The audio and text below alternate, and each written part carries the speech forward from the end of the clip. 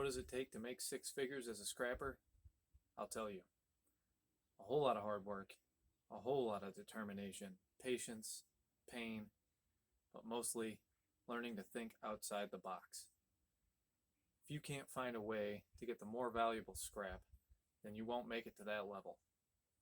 But fortunately for you, I've got 10 years of working my way up to this level, and I'm ready to share with the world how I've done it.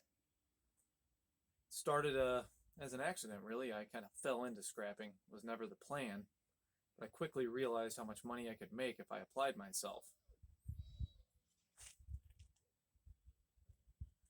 That's King Bowser back there.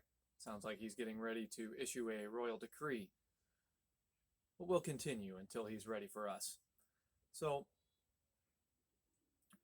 what I found was the most effective for really growing a scrap business is sitting down and thinking about who you know that is a technician of some kind in some sort of technical work.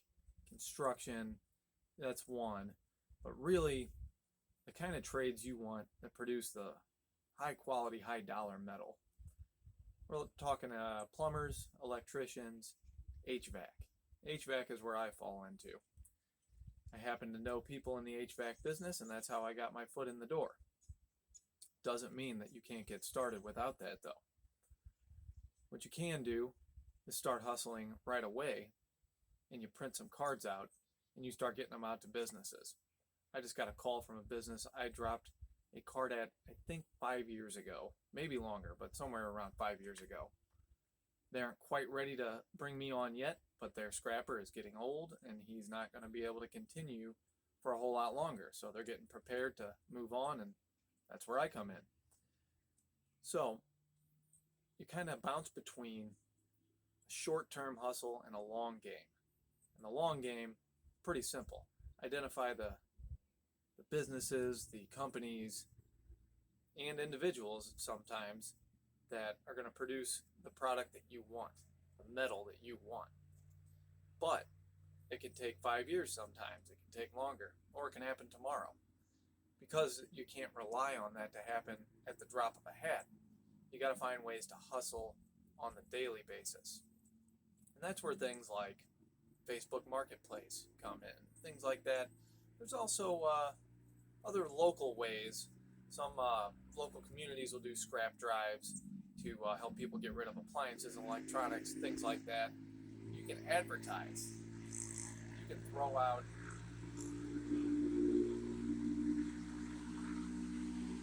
I'll be scrapping that four-wheeler one day. Mark my words. Anyways, you can throw out flyers. You can, I suppose, pay for ads directed locally on YouTube videos and other things. There's lots of ways to get the word out. Point is, you can hustle for things on the short term. You won't get the high dollar stuff. The high dollar stuff is going to come when you start roping some companies. That's, in my opinion, where it's at. For me, that's HVAC. If you can crack the code on getting electricians to give you their wire, well, please share that with me, because that would be a gold mine. But HVAC is a really great one to target because they've got a really good mix of low-grade metals that nobody wants and the high-grade stuff.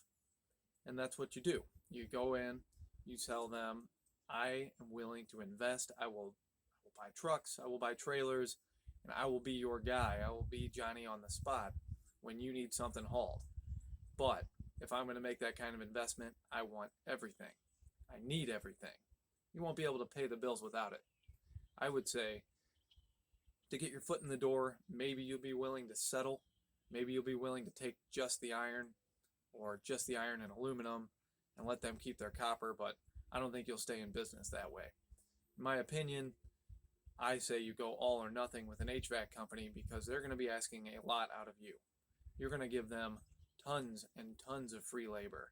You're going to spend a lot of money on gas. You're going to be fixing your tires, replacing your tires, fixing your trailers, all of it. Keeping a truck running alone is a lot of money. You explain that to them, and you explain to them how much free labor that you're willing to produce for them with yourself, or if you're fortunate enough to expand quickly, a crew that you might hire.